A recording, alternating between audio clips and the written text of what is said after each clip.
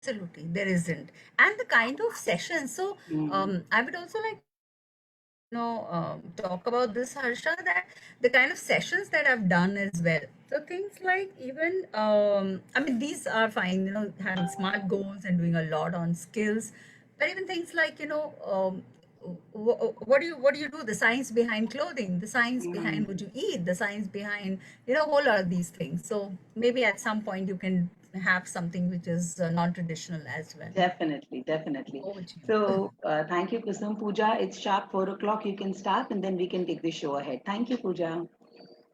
Hello and good evening, everyone. We are back again all together for one more Power Fact session. So, TIE team invites everyone and welcomes everyone from the core of the heart to this TTL. Let me speak about the vision and the mission of TIE. TIE Association was formed with an idea to bring all teachers, owners, school heads, trustees of Bhavnagar on one common platform. TIE offers a comprehensive knowledge base to teachers with its various events with the best speakers at the doorstep of Bhavnagar. Even the most competent educators are benefiting from TIE events. They are constantly upgrading themselves, and that we witnessing past three seminars. And I'm thankful, and I think everyone is thankful to the president, Harsha ma'am, for this honor and this privilege we are getting through TIE to upgrade ourselves with insightful sessions. So on this note, I would like to welcome my one of my favorite person, Ms. Bhumiba Gohil. She has a really enriched profile and a huge profile too. So Bhumi ma'am is doctorate in psychology. Ma'am has researched in the field of emotional intelligence. She is principal at Amarjyoti Saraswati Vidyalay. With Bhumi ma'am, she has numerous list of award and winner of numerous awards. She's a speaker and a trainer. And as far as I know, Bhumi ma'am, I love the composed form and the calmness in her.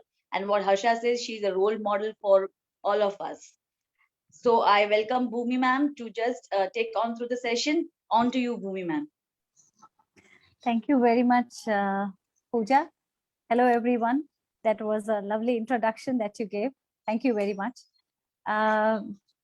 Today, as we are celebrating TIE's 6th anniversary in the form of TTLF, so I'm really very excited and really very thankful that this is one kind of celebration that we would have never thought of. Thanks to Harsha ma'am for combining all of us and bringing us all together on this platform. As today's Power Pack session, we have Ms. Kusum Kanwar with us, a very charming lady, as I can see her on the screen, with a beautiful smile. Let me give a brief introduction about ma'am. She is the managing director of Kangaroo Kids International Kandivali, a CEO of Adapt Skills, Skill Training and Development for School Stakeholders. She is also the state president of Women Entrepreneur and Enterprise, as well as Confederation of Indian Micro and Small and Medium Enterprises. She is the global ambassador for diversity and inclusion in education, a girl child GCPIT. She is the cluster director of Pathshala, that is the K-12 segment. She is also the national core committee member for Association for Primary Education and Research, that is APER. She is the ambassador for principals to ECA. A long list of responsibilities that she holds also includes the Global Youth Parliament Joint Secretary India. She also chairs the former principal of Belangbong High International School, Malad, and the former head of schools operation of Kangaroo Kids Education Limited. For today's session, I'm really very excited, ma'am, because it says about goals. And we as teachers are always curious to know about goals as we give all these lectures to our children that they should have goals in life. And we are very much excited to listen from you what you have to tell us about goals and especially SMART goals in life. Over to you, ma'am. Thank you very much.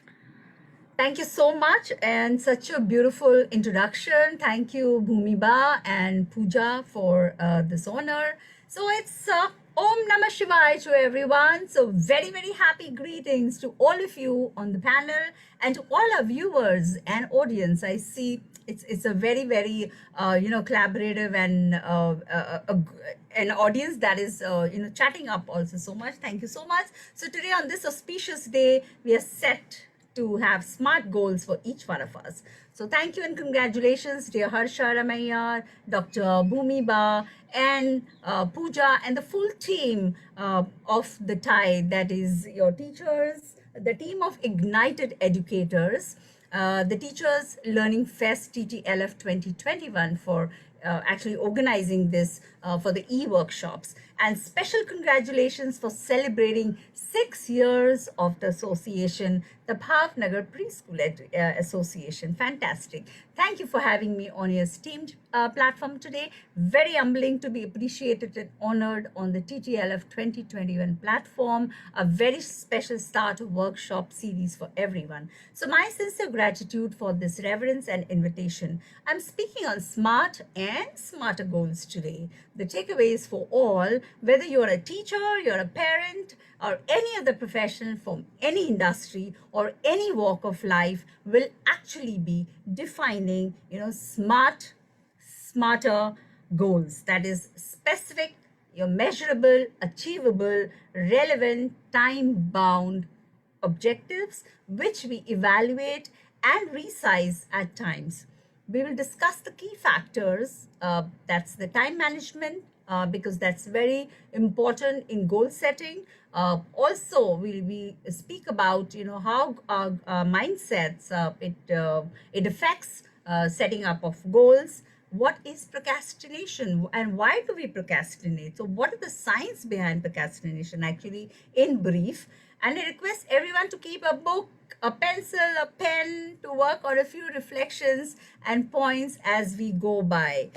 So thank you. I'm already so beautifully introduced, and all I would like to say is my appetite for serving education revolves around mentoring and coaching the future generations, whether directly in schools or through parents, teachers, the community, with associations like TIE, ECA, APER, and various other, being the president of Women Entrepreneurs Enterprise with the Confederation of Indian Micro, Small, and Medium Enterprises, and as the Global Ambassador for Diversity, Inclusion of the Girl Child Education. So I work on the premise that children are India's future. So how do we put children at the center of everything while designing for change? So we're believing that dreams are seeds of transformation and innovation, and the importance of dreaming big and acting on it with new age mindsets and skills, both for children and adults alike. So I'll be sharing my screen now.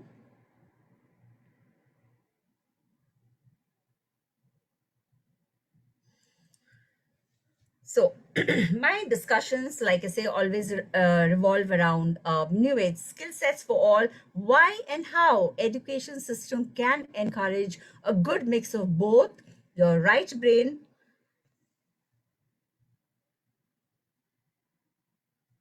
Can you see my screen? Yeah, could you all see my screen?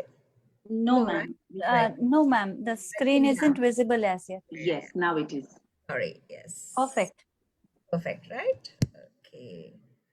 So my discussions always, revolve around new age skill sets for all. Why and how education system can encourage a good mix of, both your right brain activities like art, like empathy, resilience, social emotional learning, that which teaches us to be human beings first, and left brain activities, that's your sciences, your math, your coding, your tech. So in order to stay relevant in the 21st century, we need to create something that has a positive and lasting impact. So if we want to see a systematic change in this world, and why I'm talking about these things is because as teachers, it's important for us to set these kind of goals for for ourselves and for our children, because this is what is going to be so pertinent in the world post pandemic, or even in the world of pandemic that we are living.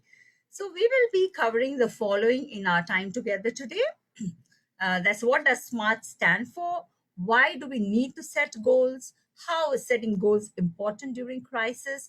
Goals that have helped you during COVID. What stops you from being smart? And how do you attain work-life balance? So, what is SMART? So, just like hard work and smart work are two different things, smart and smarter goals are the best goals, and we need to set them, right? So, what is smarter? Very simply, they're specific, they're measurable, they're actionable, they're assignable, they're relevant, and they're time bound. And smarter is to evaluate and readjust. So let's discuss the criteria for setting SMART goals. We set SMART goals to give us a clear direction on what we want to achieve, right? We have a plan to achieve it and when we want to achieve it. I will mention details about each step. So, what we have done is what we want to achieve. Do we have a plan to achieve it? And when do we want to achieve it? Right? So, these three things you can write down. So, writing down your SMART goals helps you as you can see them daily, right? And why I'm saying that, because just keeping it in your mind, it might just go anywhere. So if you've listed it somewhere as to what and how much time you're going to require, it will, you start planning your daily goals, and you can see them daily as well. So these are objectives that include the key factors. I already have spoken to you about time management, about growth mindset, procrastination, and that we will discuss in detail today as our key takeaways. Now, when I'm saying the S matters, S specific, be specific. When writing your goal, describe exactly what is it that you want to achieve. If you set a vague goal, you don't achieve anything specific, right? Research by creators of goal setting theory, that's Locke and Latham, found that in 90% of studies conducted, specific and challenging goals led to higher performance than when people just set easy goals. So do your best. Once set, it is important to have clear and established aims. Avoid setting goals so broad that they're overwhelming and therefore too difficult for you to set into action. Being specific means don't get lost in the details, right? The image in your head might not be the image that you wanted to have after the task is completed. It's important to not get lost in the details. Trying to make everything perfect in some situations, when you have a lot of time to complete a task, it's good to have a detailed plan. However, there are two types of plans that you can have, where it's a long-term goal you're setting, and you're setting a short-term goal. However, not so good if you're pressured for time. So don't set up, a small time goal if you're pressed for time. All right. So, and next is measurable, right? And let me tell you, in this whole thing, when you have a sort of a mind map, right? You have the bigger vision that is already put in front of you, that this is how this is my goal. And then you start having a sort of a drawing, a mind map, when you say that these are the steps I'm going to take to achieve that goal. So measurable. Once you have a specific goal pinned down, it's important to be able to measure the success or completion of the goal. So this doesn't have to be like on a numeric scale or statistics. It just has to be measurable in some sense, so that it is clear when you have reached or are close to reaching your goal. So for example, we take, if the goal is to reach a certain number of followers on Twitter, or on a certain number of followers when you are when you have started floating this workshop. Okay, now having a measurable goal in the form of a number is sure way of measuring your progress, right? So that's about measuring it. Now it has to be action oriented or assignable. Not something that only you can do it, but something that you can delegate and give it to your team as well. So decide what actions need to be taken to achieve your goals, the step to take to reach your desired destination. For that, it must be assignable, be it for yourself or be it for your team. If you decide you want to achieve something as a team, it is important that someone is responsible for tracking progress. So you work as a team and implementing action steps and keeping the team motivated towards reaching this goal, right? So if it is your goal and you have a team that is there together, so it's always better to delegate it. And but you as a person, you as in charge of that goal, your vision, you have to be able to motivate the team towards reaching that goal. Being realistic. When setting your goals, be realistic. What are you trying to achieve? Sorry, and how long it will take you. It is essential that any goals set for teams or for individuals are relevant to either to you or to your home, your school, and organization. So these are wide aims and goals, right? Because anything that you do for your organization, first you have to work on your own self, and your own self is yourself, your home, and your people around you, and that's how you'll be able to work for your school and for your organizations. Sometimes we replace relevant with realistic as well, right? In the criteria to emphasize a point. So although we place emphasis on relevance, in our outline, the importance of setting realistic goals set at the right level for your team members and their capabilities and resources should not be ignored or underestimated. So you need to keep the strengths of team in mind when you are setting a goal. And if you're doing it at a personal level, keep the strengths of family, right? Of friends, if you're setting some goals with them. Goals need to be productive. So, as a leader of a school, your classroom, as a teacher, you're the leader of your class, even whether it's a physical class or an online, it is particularly important that you help your team link their goals back to the wider team and schools or organizational goals, right?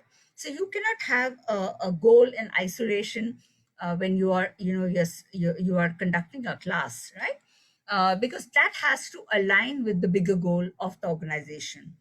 Okay, so it can't just be that you are taking one of sessions and your methodology does not align with the methodology and the vision of the organization. So everything needs to be taken care of. So one of the best ways to motivate your people is to ensure they know how their work is contributing to the bigger picture, and for that, feedback is crucial to grow.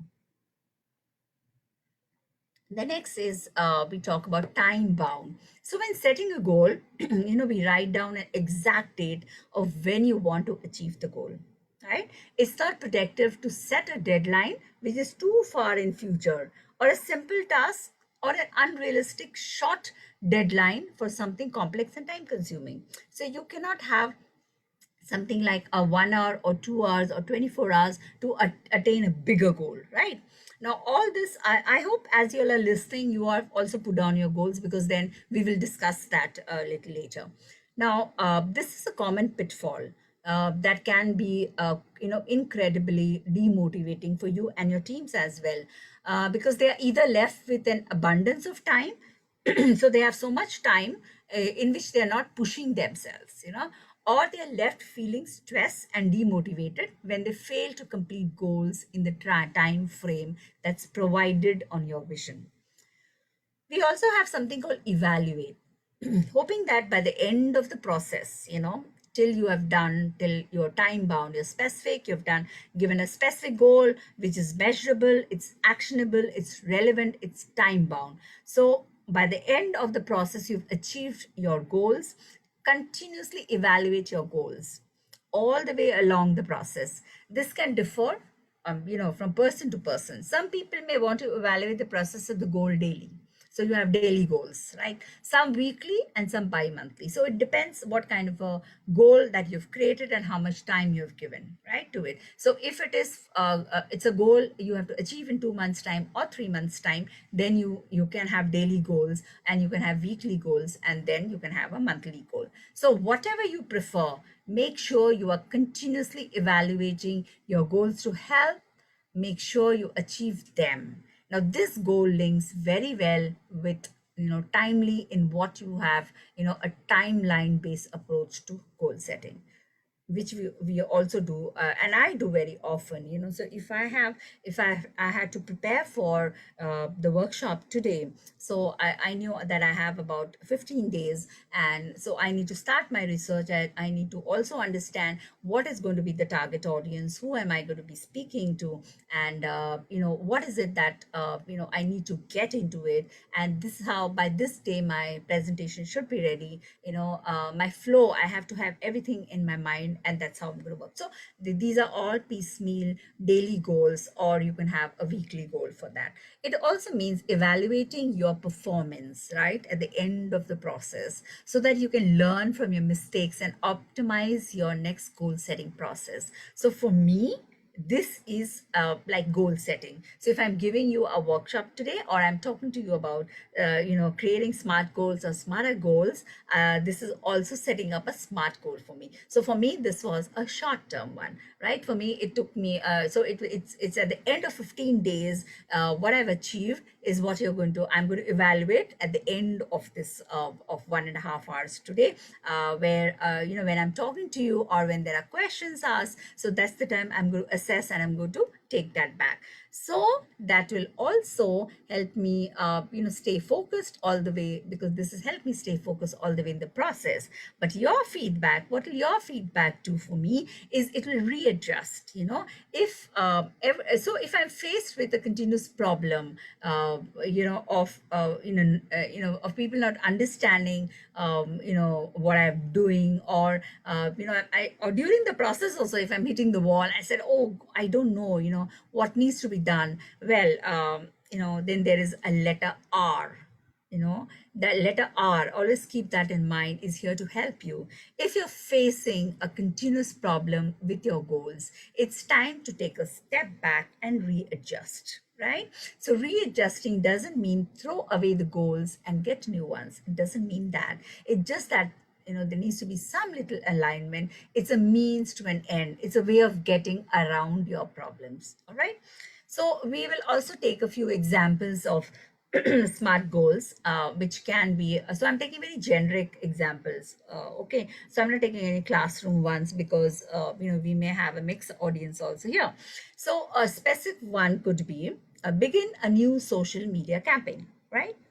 Now a new social media campaign, or something what Pooja, Bhumiba and Harsha, they did with this workshop, right? Of floating this series of workshop, right? So was it measurable?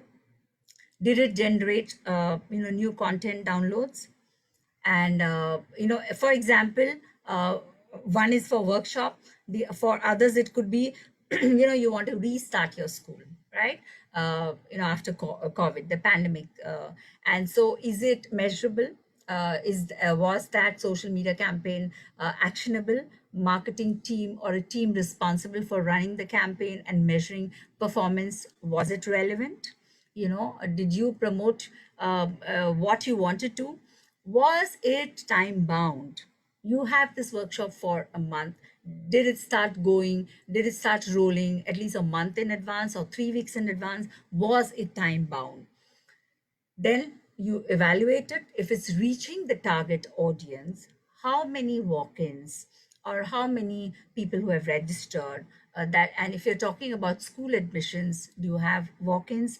Do you have telephonic inquiries you got? So if you didn't, is there something where you need to readjust? You can always readjust the numbers or targets that you have set, right?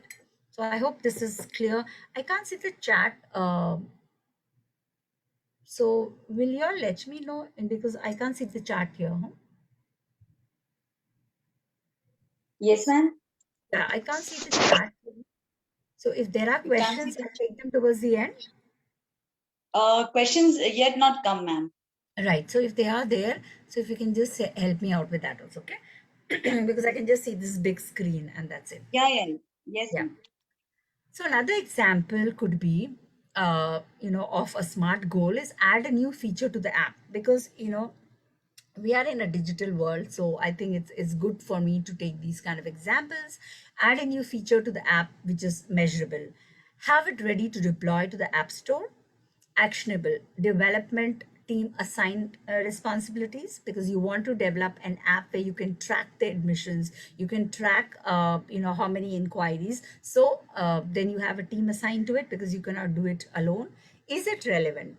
Does it improve your current product? And by product here meaning that, is it are you able to track the number of people joining in, or number of admissions that have happened, and make things more accessible for the users?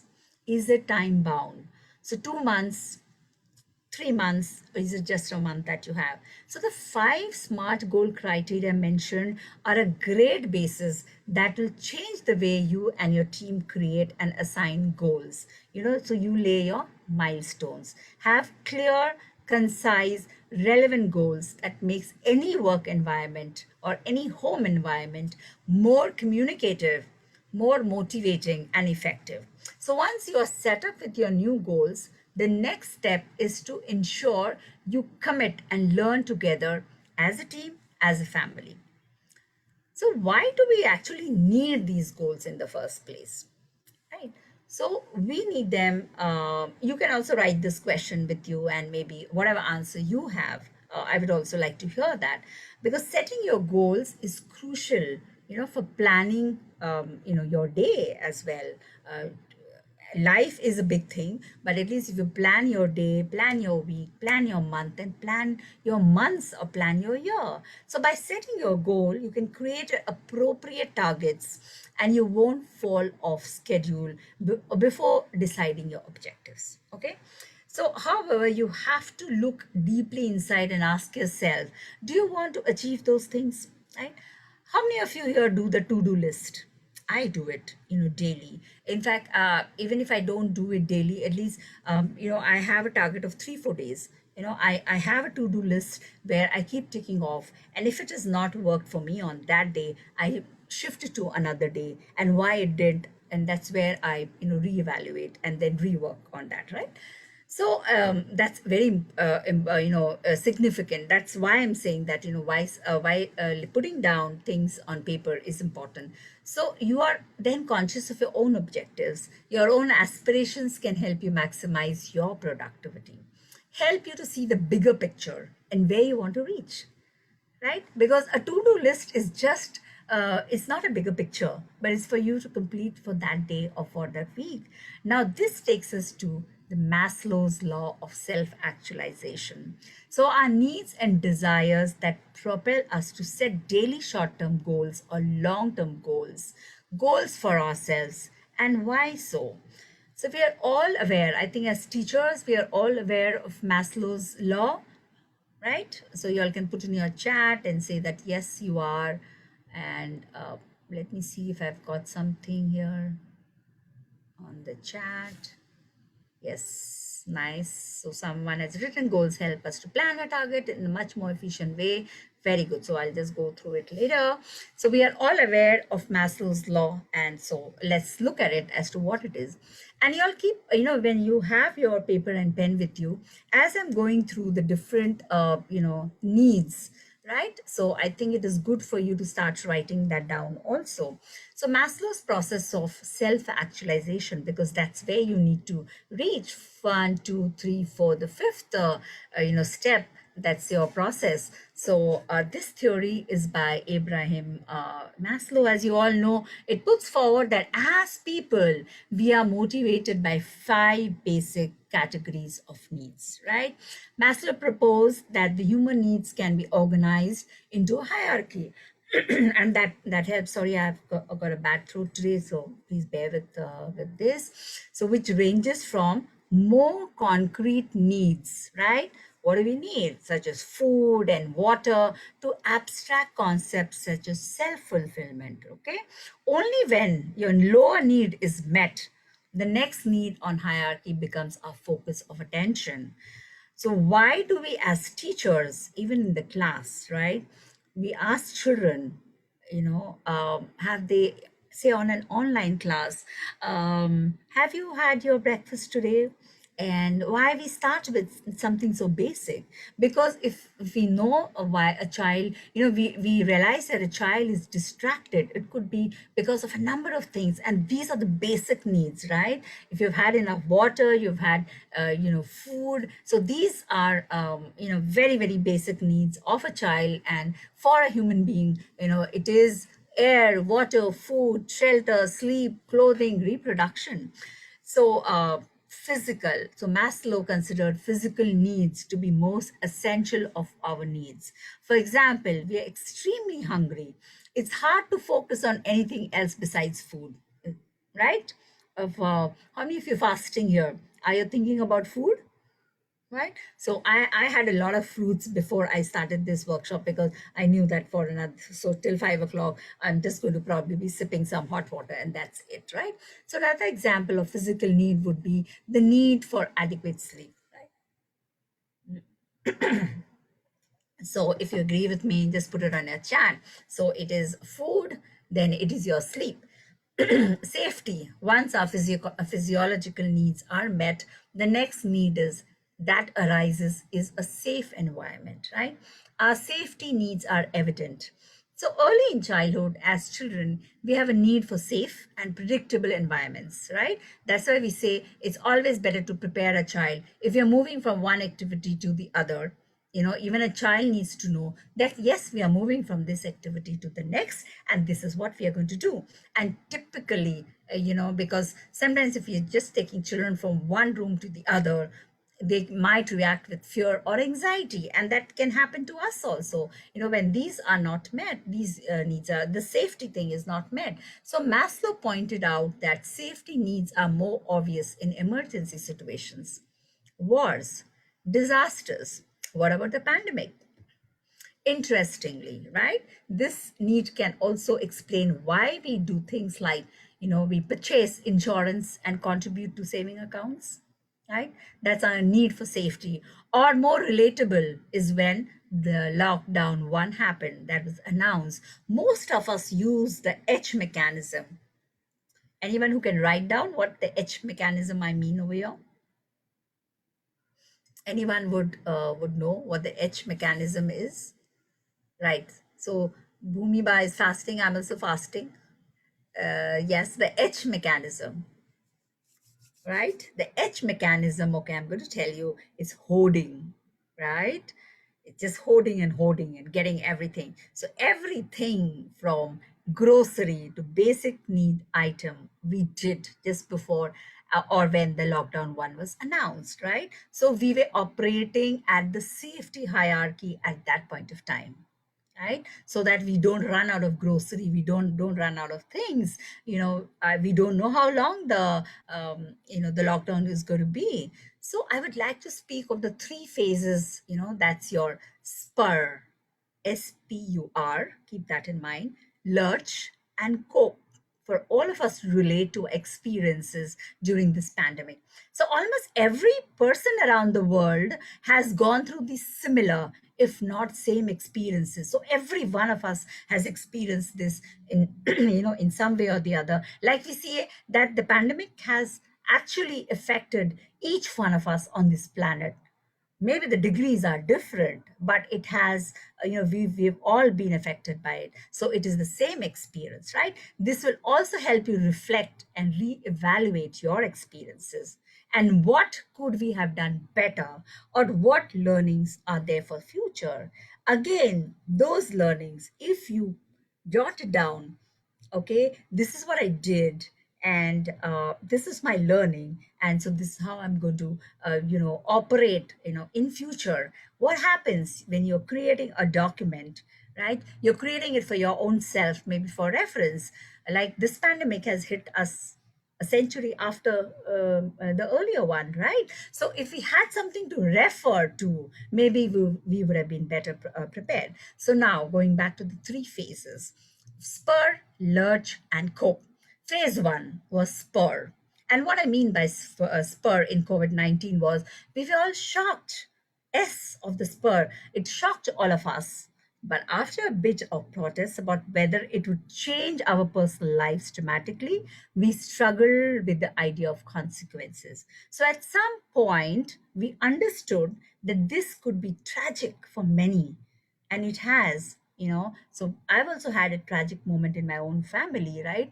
And we needed to take action for ourselves and families, and friends. And we began to accept the reality. We started to prepare a response, right? So we have spur. That is, you were shocked about it, and then you started preparing for it, and you knew that you understood that this could be tragic. So you started preparing a response. So I call this phase one as spur. Lurch was lockdown preparation. So L, the lockdown prep that you did. Then there was understanding importance of social distances, the U in that. Then the risk checks, you started checking on the risk factor. How you did that?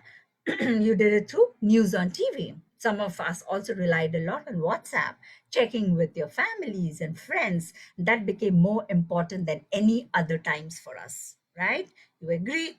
If you agree, right? Yes, I agree.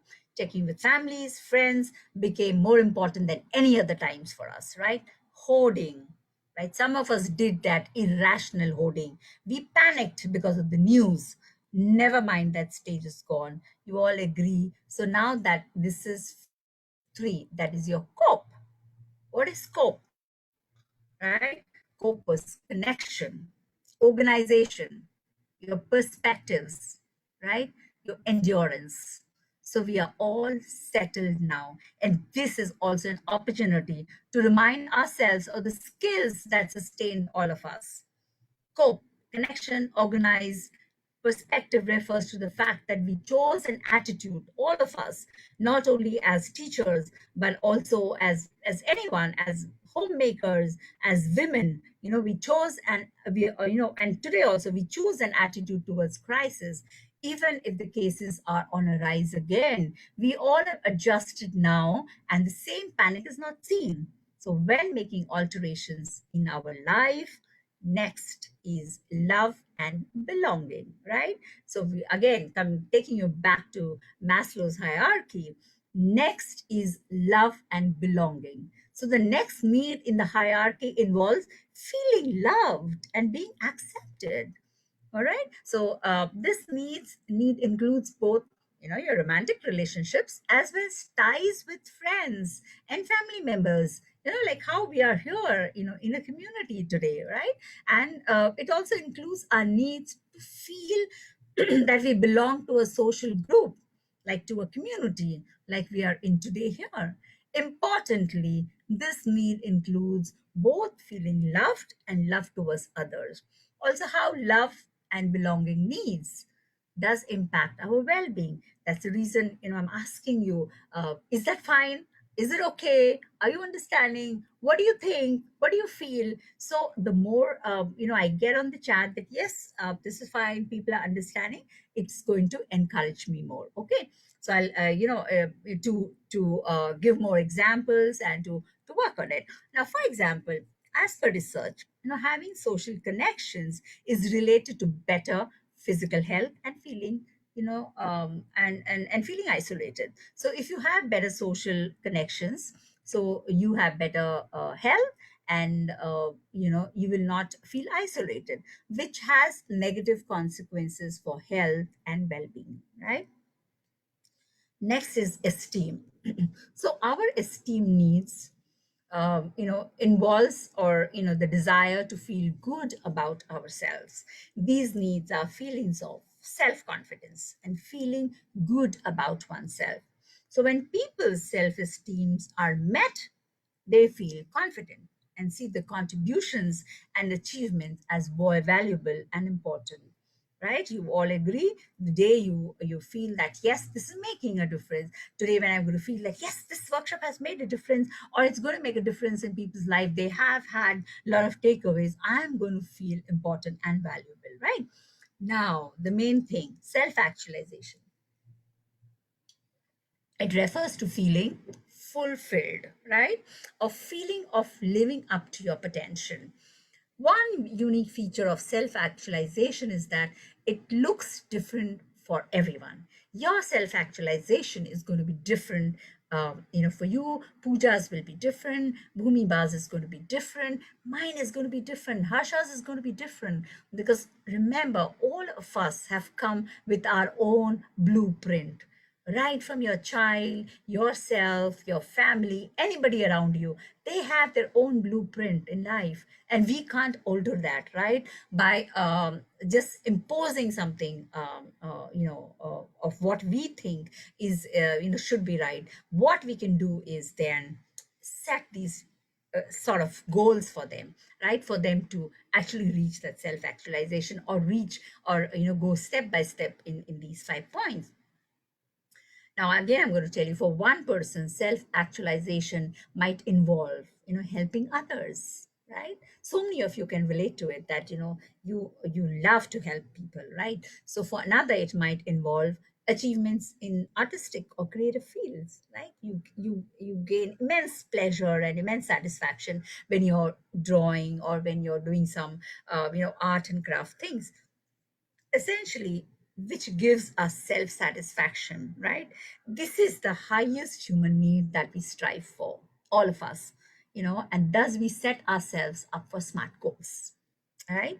So why am I talking about Maslow's is because of this. So when we have to reach, the self actualization, what do I need, to do to reach that self actualization? Okay, so we can, probably, all of you all write down your Maslow's law of self actualization for ourselves, for yourselves. I'll give you about 60 seconds for that, right?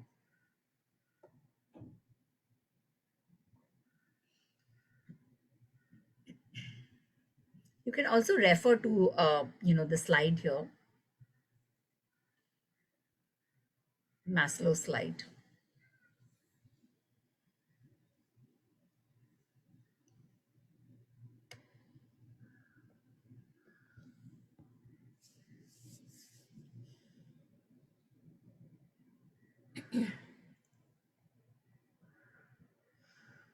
All right, so moving on.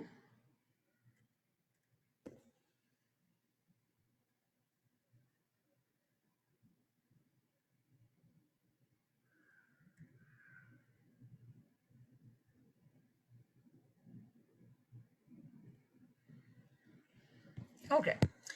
So let's look at something interesting, which all of us have experienced this to some degree or the other, right?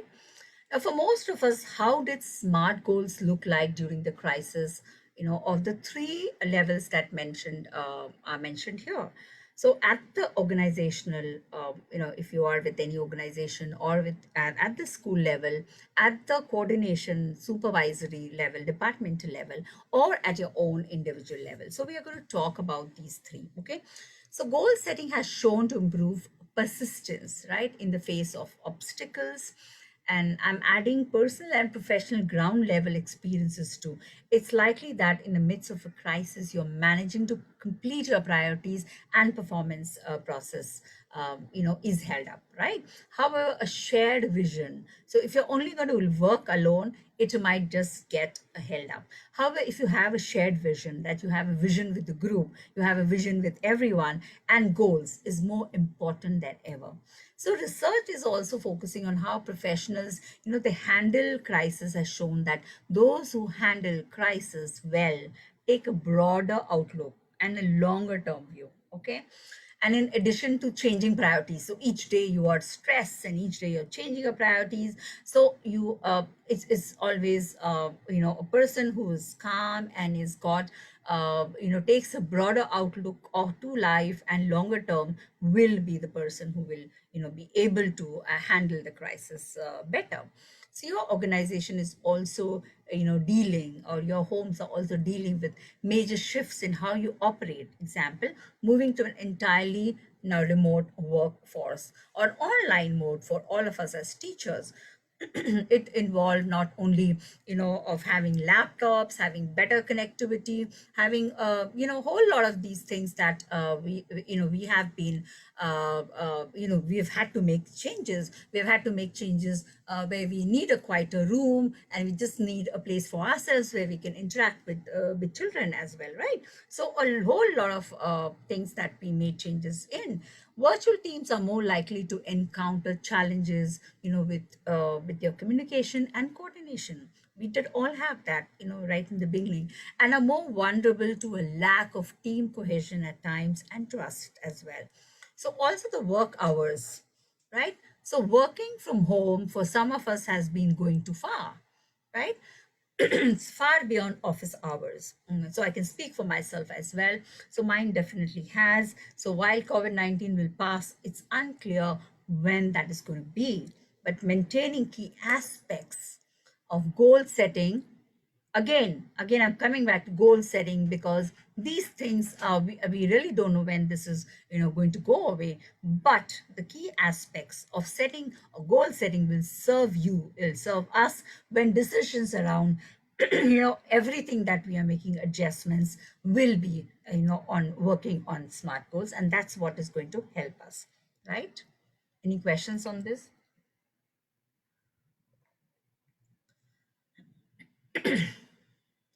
So promotions and yeah, so at the organization level, so in a time of crisis, what makes sense for you to pursue right now?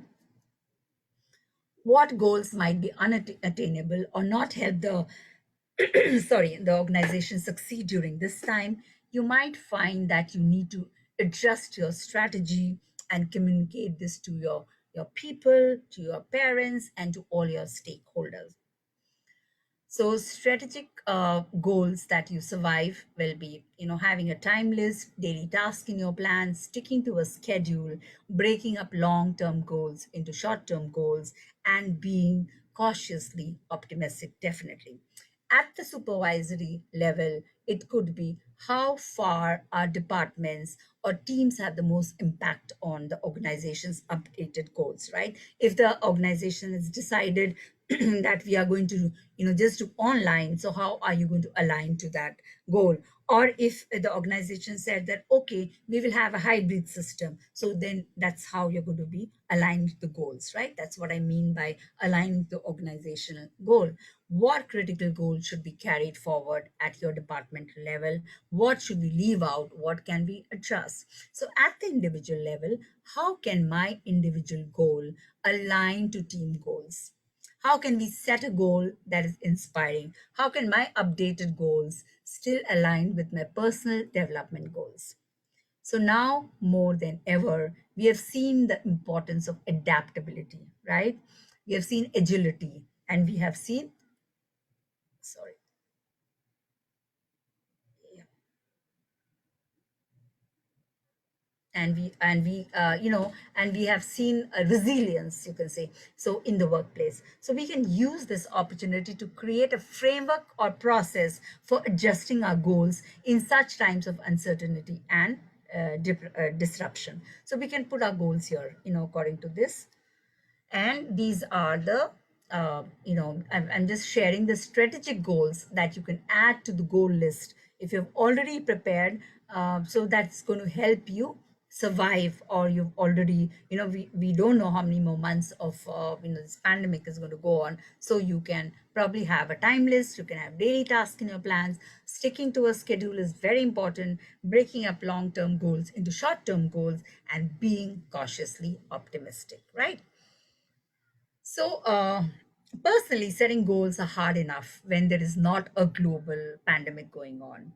And in any case, and it is going on. So, but while we all practice social distancing, it's hard not to think, should I be doing more to improve myself or my life with the time I have right now?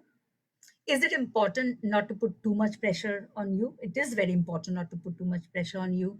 After all, we are living through an unprecedented, pandemic. But if you're feeling motivated to tackle new goals with the extra time that you might need some help on how to start. So I refer to Natalie Zifat and Dr. Jennifer's top tips for setting goals during this pandemic. So first is we always say that if I had time, let me just check the chat. If we have something, we fulfill our potential, better become the best version of ourselves. Very good. So we say that if I had time, because we always say that if I had time, I would do this. So start making a list of everything you wanted to do if only you had time. So make one list. If only I had time, I would do this, right? So assuming that you have time now. So whether it's singing, it's learning guitar, finishing a certain book, or learning more about personal finance, very, very important, can add to your list. If you've all seen the Paytm ad, which which they released on the Women's Day, is very, very pertinent, right? For all of us to know what financial, how to actually manage finances as women, financial management. Of course, financial autonomy is there, but financial management as well. After your list is complete, go through and pick the most important or interesting things that you have been meaning to do, or that you should start with only one or two items so that you don't get overwhelmed, right? So what I'm saying is anything that you wanted to do, right? So when you had time. So first list was if I had time. Second is daily tasks in your plan. So who knew that having groceries and vegetables delivered and then laying them down on towels, tabletops, and sanitizing would be a part of your daily life? Did you ever think that? I did not. However, we did it and we continue to do so. So it's likely that your daily tasks have been at least slightly altered due to the coronavirus outbreak, right? Whether you're cleaning your groceries, you're making your beds, you're cooking, cleaning, dusting, sweeping, swabbing, your utensils, clothes, children, monitoring their online classes, and looking after the family for 24 hours now, and work from home. So sticking to a schedule helps, right? So you need to stick to a schedule during this time in order to increase productivity. So you're probably tired of hearing this advice by now, but it's repeated because it is so true, right? People are, most productive when they stick to a schedule and hold themselves accountable. This idea that you are working in the place at home, that you have also dinner, hang out on a couch, and you also watch Netflix there, and you also place, where it's also the same place where you spend weekends just unwinding. That can be a really risky thing for people who aren't familiar with carving out a schedule to work from that same space called home, or work from home made, work from home mode. So it's recommended setting a start and an end time for your work and sticking to your work schedule within those parameters. Build breaks into your schedule so you don't end up working too much or taking too longer breaks also. So if you have your goals that are unrelated to work, set aside a specific block of time to work on that. One that is clearly built into your schedule for after work hours. So if you already build in that, okay, this is going to be my work hours, only then you can fit in your personal goals there. So focus your goals on what you can actually do right now. So what's interesting is that the things that used to be urgent are now very much non-existent, right? Take a look at things that you have been burying at the bottom of your agenda. Can any of these things be done at home or online, like taking an online course? Think about it, write that down. Break up long term goals into short term goals. Very important. The oldest trick in the book is for getting started. Start with small goals. When goals seem too large to tackle, breaking them into smaller goals and action is a surefire way to get started. So we will do more on this technique later as well. Okay. So I have a pad, which has it has about say you can say 5 days on it. So I'll say, okay, what am I doing in these 5 days? Okay, so what am I doing? Only then I'm able to figure out what I want to do in a month. So if I have this thick, this fat one here, and it's such a big book that I have to fill up that book. So I'm going to be lost. So I'm just going to take a book with 5 pages, and I'm going to say that okay, I have a pad that is 5 days on it. So I'll say, okay, what am I doing in these 5 days? Only then I'm able to figure out what I want to do in a month, right? So right now, since we are all under such enormous stress, it's easier to take it into smaller bite-sized pieces. Reaching a long-term goal is only possible by hitting on a bunch of short-term goals. You want to do an online, say a management course. So that's a bigger vision. So how are you going to do it? So, you break that into short-term goals for yourself. So once you put in an initial action into motion, it's easier to see the next steps. You can all plan all what you want, but only by taking actions you will begin to see in the progress. Always be cautiously optimistic. We all know the horrors and the downsides of what we have been through, but we know that we are eventually going to emerge from this.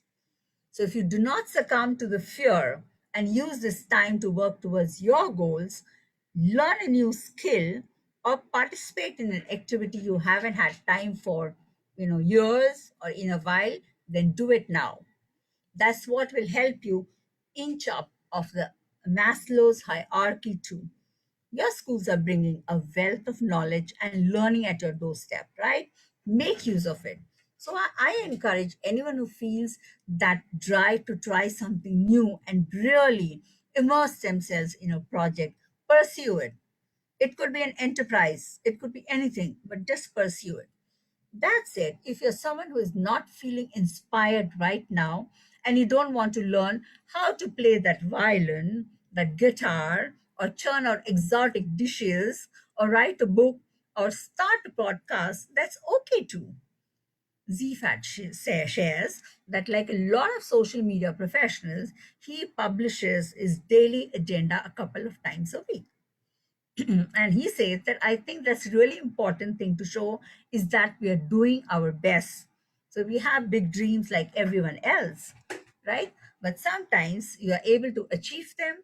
Most of the times, even if you're able to achieve 60 to 70% of that in a day, and that includes me as well. So I think it's okay to get on, the 50 or 60% mark.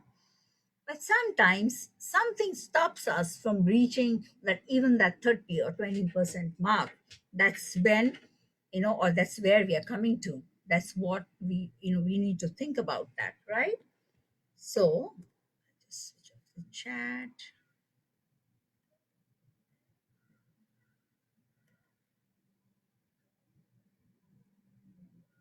Right? So these are thought-provoking areas now. What stops you from achieving your SMART goal? So the SMART goal is right in the center. Is it time management? Is it your mindset? Or is it procrastination that keeps you away? Right? So we are going to deal with the first one. What is time management?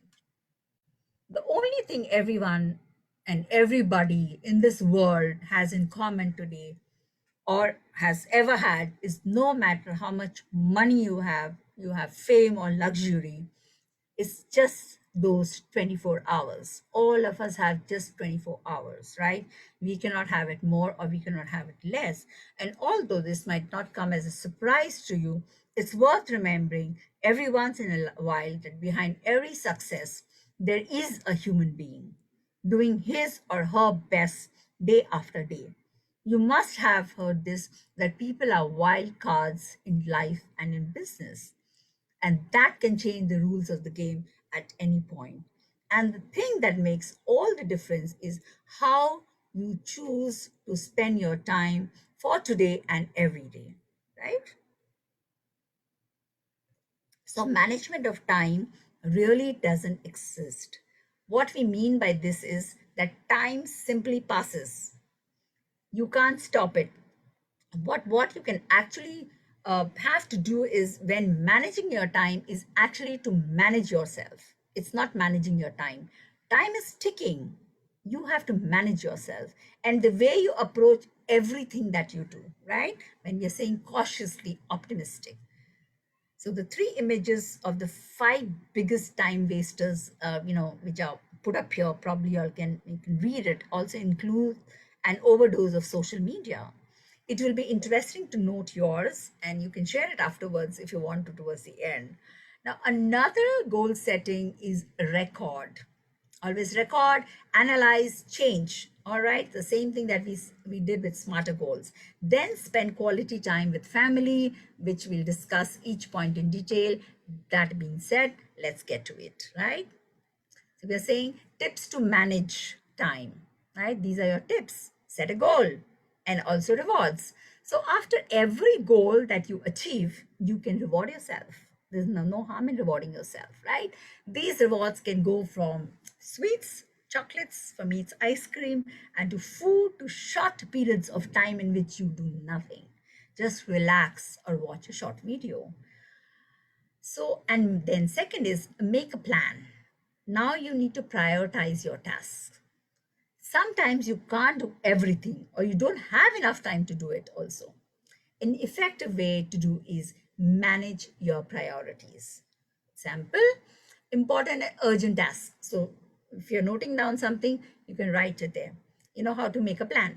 Important and urgent tasks that needs to be done right away, right? Important but not so urgent tasks that appear important. You can decide when to do them, but not before the first category, right? Third one is urgent but not important, right? Tasks that need to be done as soon as possible. Now get to work and learn to delegate. It's very important. So write it down. Learn to delegate. So your goal is to do more in less time, right? Because you can't expand time or get, more hours in a day. So depending on the type of responsibilities you're dealing with, you can delegate small tasks like, hiring someone to schedule a time during the day, or, to pick up your groceries, your vegetables, to drop your laundry, etc. Right? Or you can even go for bigger things and delegate work-related tasks, to your teams. Or the same goes for mommies as well, who can delegate home chores to the children, to the spouses, and other family members too. This requires, of course, a little bit of a setup on your side, but it's worth it, right? So stick to your schedule. Like we always say, stick to a schedule with children. We are saying stick to a schedule for yourself. Start with small tweaks in your schedule. You don't need to change everything, in your life at once. Most likely start with something small, like waking up, 10 minutes earlier every morning. So it's helped for me. It's helped me at least, right? So, and cut it down to 20 minutes of social media, right? Or mindless scrolling. This will give you a whole 30 minutes to read more of things you're interested, which you've been putting off for so long, right? So 10 minutes of waking up early, 20 minutes of cutting down on, say, probably the news, that is on every channel, or that what's making headlines now, Meghan and Harry, and, all the other news. Maybe it doesn't, yeah. So, so you, and do focus on things that you've been putting off for so long, like a nice long walk in the morning, right? You're getting that 30 minutes to yourself, so you can do that 30 minutes of walk. You can do that 30 minutes of just going out in the open, go to a garden, walk around your premises. But maybe it doesn't sound like that much, but 30 minutes per day means 2 hours and 10 minutes every week in which you're working on getting better, right? Like I said, for me, it has been going for morning brisk walks, right? It has helped me. So it has helped me in a lot of ways, right? So think about it. Think about what you can do in those 30 minutes. Probably I'll just give you 30 seconds to write that.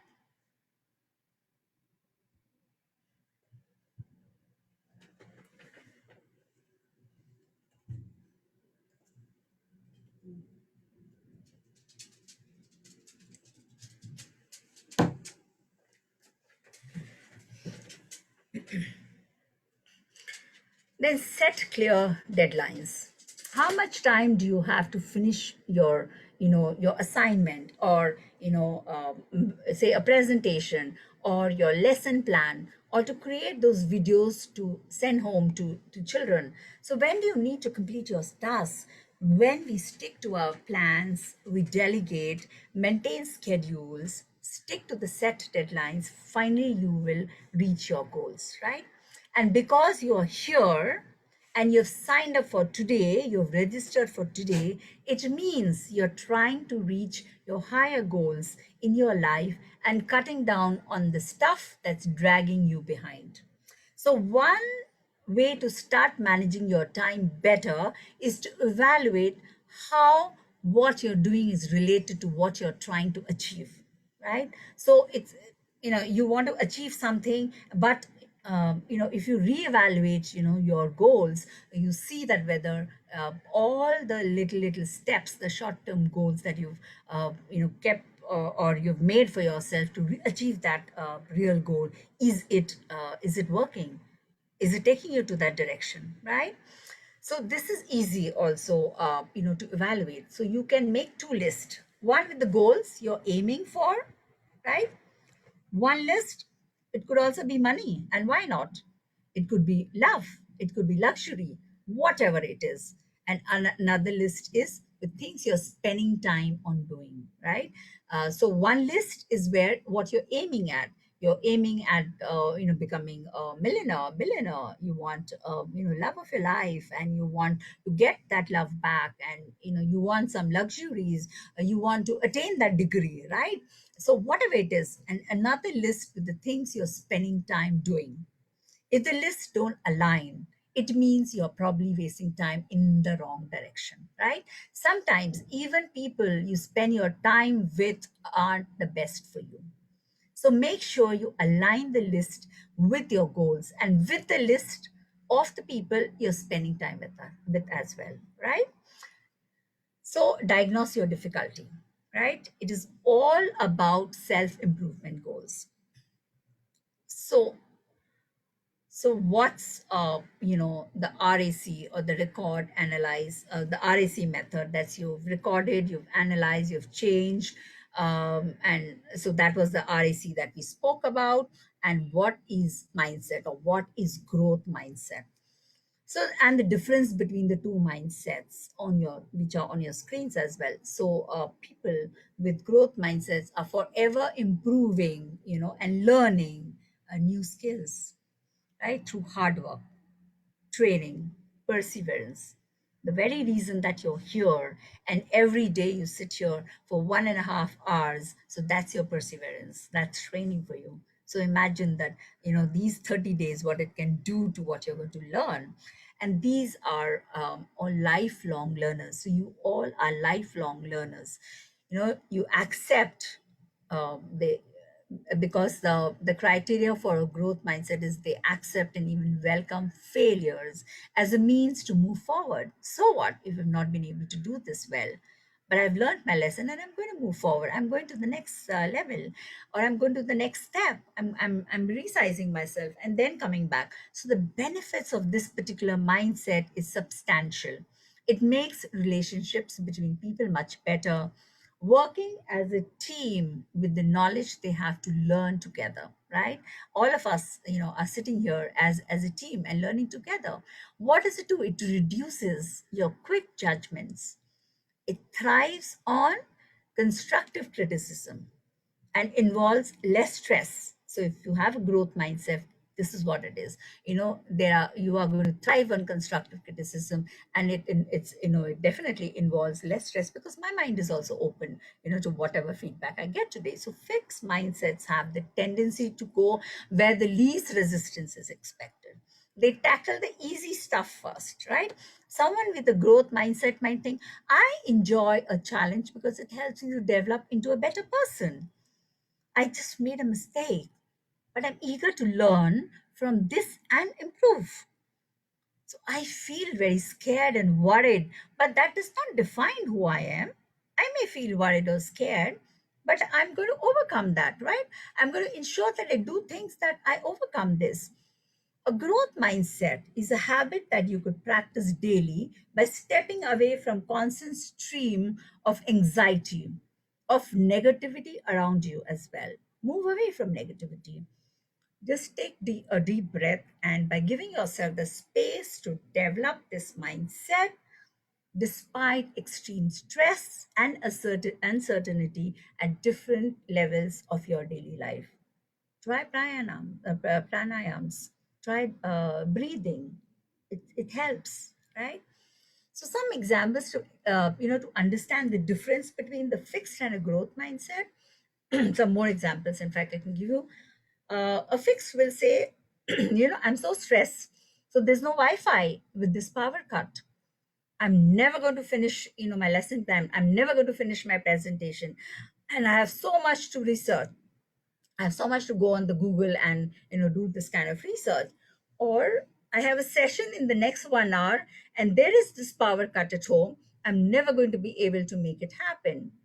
What is a growth mindset, vis-a-vis? What is a growth mindset going to say? I am stressed about my lesson or about my presentation submission or my presentation to go on air, but I'm confident that I can get through this by using the resources available to me, right? I have a teacher training session and I'm checking into a cafe, and I'm going to use their Wi-Fi and the internet. So what if I have to wear a mask and deliver the session today? So that's a growth mindset. Fix would be, I know that this year is going to be a disaster. Growth would say, even though this situation is uncertain, I have the skills that I need to succeed and adapt to change. I'm also learning so many new things. My mind is full of positivity to learn and do more, right? So a fixed mindset would say, bad things like this always happen to me. Why can't I get a break? Growth would say, I have been through so many challenges, but they make me strong and resilient. So take up the growth mindset challenge. So then write this down, that, what is your growth mindset challenge? During this time of uncertainty, you could challenge yourself to develop a growth mindset. Focus on your potential and your strengths and the positive role that you can play during the crisis, and set SMART goals, right? Now, we have been talking about procrastination. So what is procrastination? All right. And then we're going to talk about why do we procrastinate.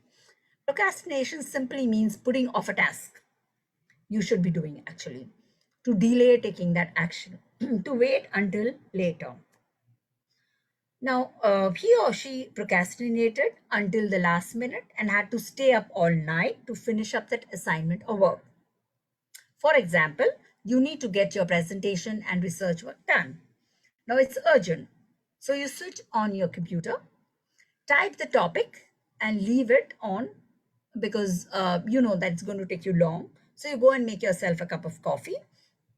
Then you go onto your phone, check on your children online, your children's online classes. You chat with them as you browse their work. Go to keep the cup, in the sink, your coffee mug in the sink. You wash that cup and the other utensils also stacked in the sink, because you just want to get over that work. This is a small work, okay? Pick up a duster, a dust off the tabletop, because you have to start an important work, right? And hours later, you haven't even begun doing that important work. Does it sound familiar? If it does, please write down it sounds familiar, because I to procrastinate quite a few times. So I have to always come and set my goals, right? And we call this procrastination. Now, another example that, students, or we being, when we were students, we can relate to it, is procrastinate. To procrastinate is having 2 weeks of work on the project and waiting until the night before it's due to work on. The project isn't due till Wednesday, so I have around 4 days in my hand. Time to watch the second season of Game of Thrones. Next day arrives. If I work for 2 days religiously, I'll be fine. Day before deadline arrives, I only have 1 day left and I haven't started yet. Then starts the blame game and we start passing judgments. Like, why do my teachers give us so much work and such tight deadlines? Sounds familiar? So we all create similar situations every now and then, like that time when you pulled an all-nighter to finish your history paper corrections, or that time when you watched TV all day, when you still had a pile of work to get through. This is all a part of procrastination. There's actually far more science behind procrastination than we might expect. So if I get another opportunity at some point with you all, we can speak about the science behind it, okay? So here are some of the most common things we tend to procrastinate, and see if this resonates, okay? You may procrastinate on going to the doctor, going to the doctor for a checkup or for anything. Your pressures are going up and down, and but still you have you don't go to a doctor. Calling your family and friends to see how they are doing, you want to do it, but you think, okay, I'll do tomorrow when I get more time. Paying your monthly bill so that you don't have to worry about them later. Updating your resume, searching for for work, or work of your calling, telling someone you love them, waiting for that perfect moment to start your own enterprise. There's always tomorrow, except when there isn't, right? So overcoming procrastination is difficult, but possible. It's not impossible. So the most effective method is taking preventive measures. You need to prevent it, right? Why do we procrastinate? First of all, let's just all get inside our brains. So I made this brain with two eyes there. So these are images by Tim Urban. So check these images. Now you have a project to finish. So before you start, this conversation happens with this little monkey that's inside our brains, right? So we all have inside us and telling us all the time, nope, don't do it now. Nope. So let us watch a bunch of YouTube. What does that little monkey say? Okay, this is a perfect time to get some work done. So the monkey says, no, let's watch a bunch of YouTube videos on creatures of the deep blue sea, and then go on a YouTube spiral that takes us through Richard Feynman and talking about string theory, and ends up watching interviews with Justin Bieber's mom. Then we will reorganize our to-do list. We'll check our masks and yoga pants prices on Amazon and split up our photo albums into smaller, more specific albums. All right? Does it sound familiar? So by then, it's already 2 p.m. and we have an appointment at 4:30. So it'll be too late to really start any work at that point in time, right? So then you know that you have to finish it off, right? Because look at the list on the right side. It's like looking at this, opening the fridge. What are you doing in between? Fantasizing about the completed version. You've not started, but you're fantasizing, throwing a ball up and catching it, depressing nap action and refreshing phone emails, but you haven't yet started, right? So now comes a panic monster.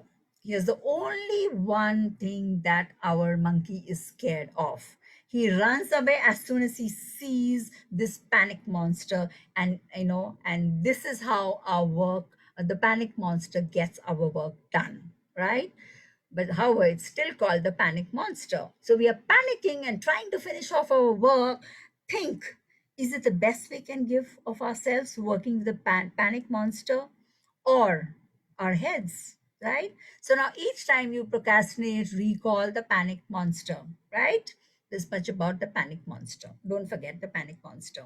So how can, so what can help us actually? So strategies that can help us prevent procrastination, which comes in our way to achieve SMART goals. This works well, and specifically, students, teachers, and all of us can hugely benefit through this. First is the salami technique. What does the salami technique do? It involves breaking down the task into small parts, right? And then working through each of them in order for the task to complete. This is really effective if you have a big piece of work to do and you're finding it hard to get started. So use the salami technique. Making commitments. Research has also found that we work best when we are giving tight deadlines and for projects and assignments. Okay. So like I have to come here at 3:45. I have to start my workshop with y'all at 4 o'clock, but I'm given a deadline at 3:45. So that has helped me. So if I was given 5 minutes earlier, I don't think so, I would have started on time. So if you're working on a large piece, such as studying a full unit, you can give yourself deadlines to have different topics covered within a subject by specific dates. This will help you keep on track and ensure you cover all of the material for a subject in time for the exams. Making commitment, and this really helps students, and making a commitment takes our life to the next level. Also rewarding yourself, all right? Study doesn't have to be all pain and no gain. So when you get a piece of work done effectively without wasting time, you should reward yourself with chocolates, cookies, a quick break, actually. Having this reward at the end of the task will keep you motivated towards completing it. So every time you get a task, keep the three strategies in mind, or else the panic monster is going to come and get you. And then, panic work is not the greatest work. So, I got you a pickle jar today, and this is a work life balance story. Now, a college professor who stood before his class and had some items, in front of him. When the class began, he silently picked up a very large, empty pickle jar and processed it to fill with golf balls. Then he asked the students if the jar was full. They agreed that it was. Then the professor picked up a box of pebbles and put them into a jar. He shook the jar lightly. The pebbles rolled into an open area between the golf balls. He then asked the students again if the jar was full. They agreed it was. Next, the professor picked up a box of sand and poured it into the jar. And of course, the sand filled up everything else, right? Everything it filled. He asked once more if the jar was full. So each time the students kept responding, yes, yes, it's full. You remember? They started off with the first one, and even now it's full. So the professor took a jar of coffee and poured the entire content into the jar effectively, filling the empty space between the sand. The students laughed and said, now, said the professor as the laughter subsided, I want you to recognize that this jar represents your life, right? So anything that you want to take down, so quickly take it down.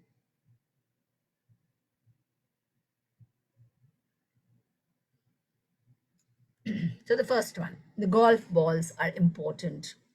They're important things. Your family, your children, your health, your friends, your favorite passion, and everything else. If everything else was lost and only they remained, your life would still be full. So true in these times as well, right? The pebbles are the other things that matter, like your job, your house, your car, and so on. The sand is everything else, the small stuff. If you put the sand into the jar first, there's going to be no room for pebbles or the golf balls, right? It's it shows laundry. You can go without doing laundry for a day, you're cleaning and you're shopping, right? So if you put your sand into the jar first, there is no room for pebbles or for the golf balls. The same goes for life. If you spend all your time and energy on small stuff, you will never have room for things that are important to you. So pay attention to things that are critical to your happiness. Play with your children, spend time with your parents, take your spouse out for dinner, right? And this is how and what you can do is set these SMART goals. There will always be time to clean the house, to do laundry, to take care of the golf, and do take care of the golf balls first, the things that really matter. Set your priorities. Life is not a dress rehearsal, right? The rest is just sand. So one of the students raised a hand and inquired, so what does the coffee represent? The professor smiled. He says, I'm glad you asked. It just goes to show that no matter how full your life may be or it may seem, there's always room for a little extra that you can enjoy. So the moral, you can also put it down, and I'm also going to tell you in 30 seconds.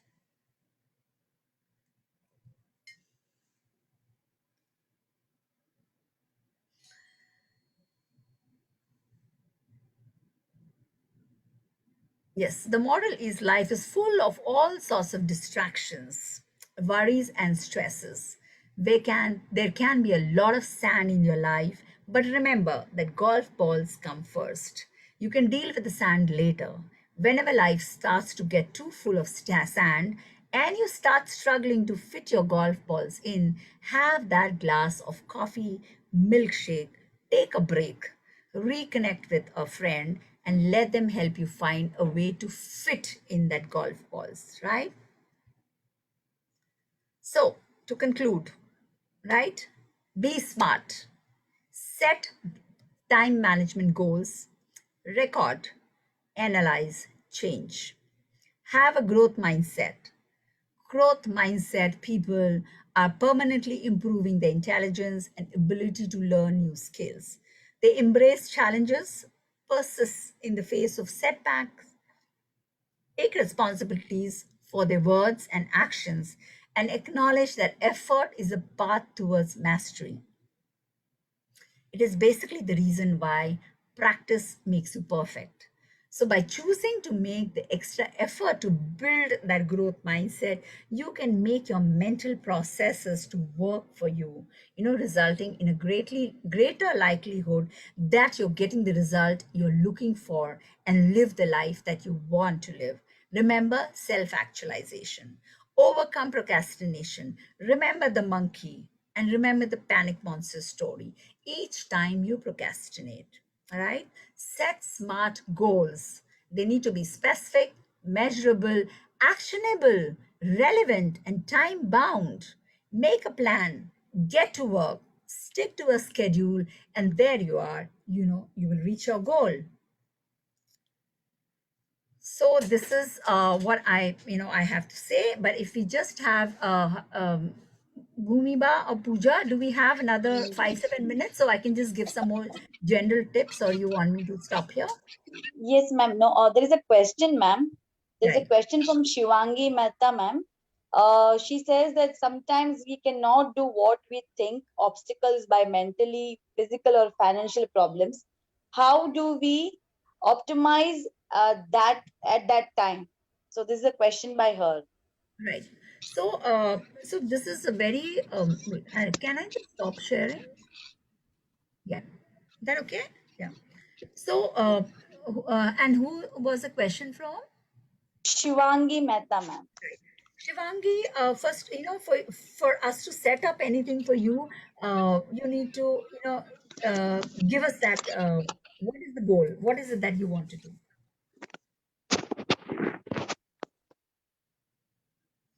What is it that you want to do? Hello.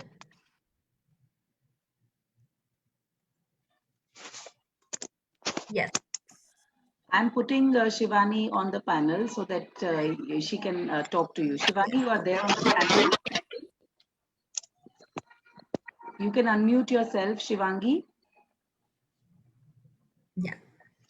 Hello, ma'am. Hi. Yes. Hello, ma'am. Yes, I am a music teacher in Bhavnagar, Gujarat, and I Great. want to upgrade myself and every field of my skills. I want to be confident, but somehow I could not achieve what I think. Sometimes it by obstacle by some other thing mentally or yeah. So how do I need to be prepare myself more confident and Mhm. please help me out, ma'am, Yeah. and nice to having your session, ma'am. Yeah. So, Shivangi, let me tell you, like the whole workshop was all about how you can help your own self, right? Yes, So how you can set up smart goals for yourself.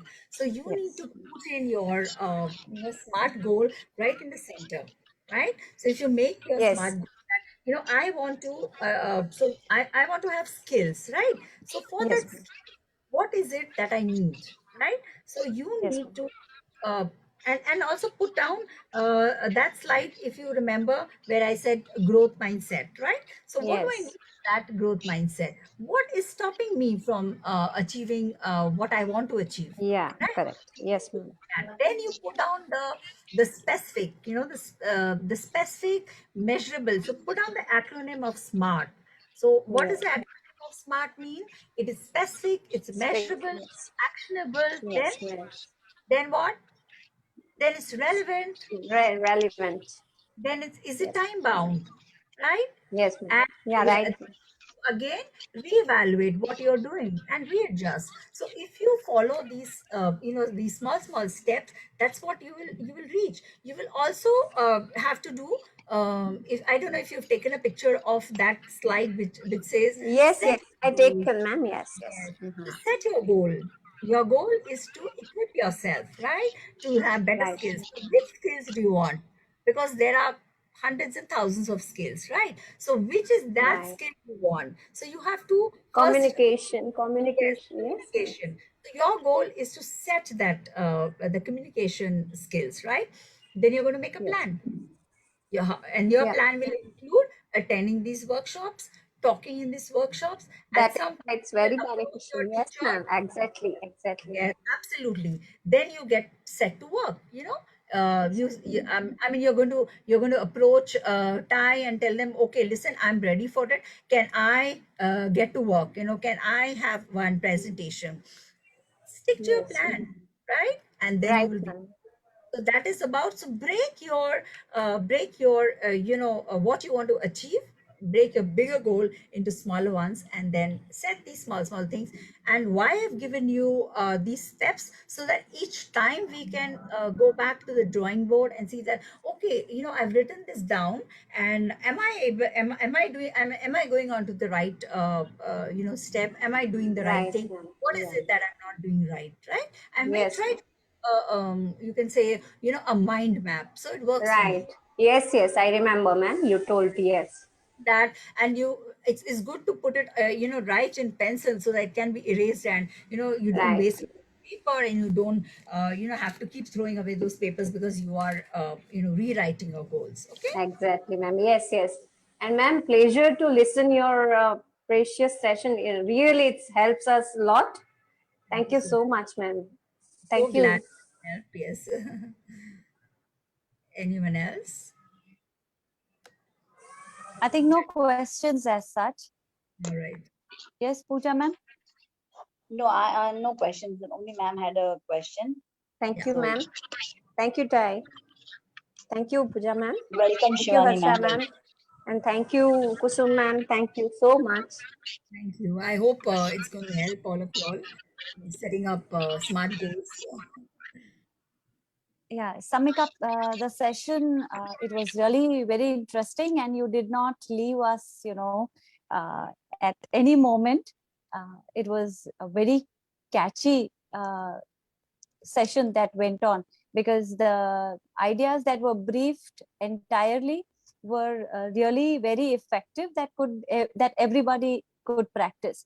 You started with SMART goals, giving the acronym of specific, measurable, actionable, relevant, time bound, and adding to it evaluate and readjust. Apart from that, ma'am, you also talked about why do we need goals, wherein the Maslow's hierarchy of needs was really very interesting. And in that section, my takeaway was regarding the acronyms that you gave: spur, lurch, and cope. And the apt example of COVID was really very relevant at this times. Everybody could relate to it. The next segment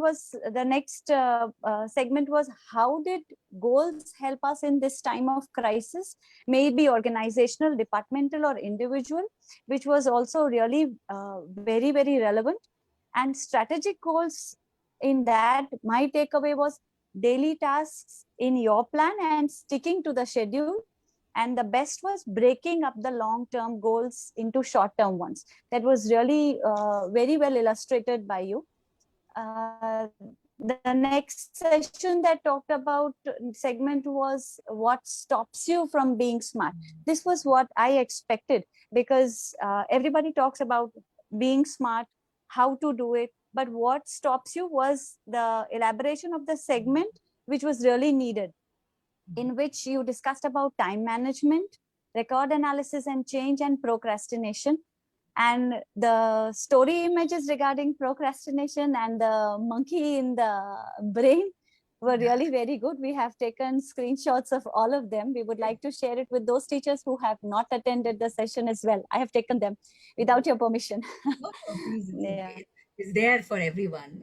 And yeah, the time management, I think everybody could relate to it, was the overdose of social media, which I will also relate to, and prioritizing the tasks.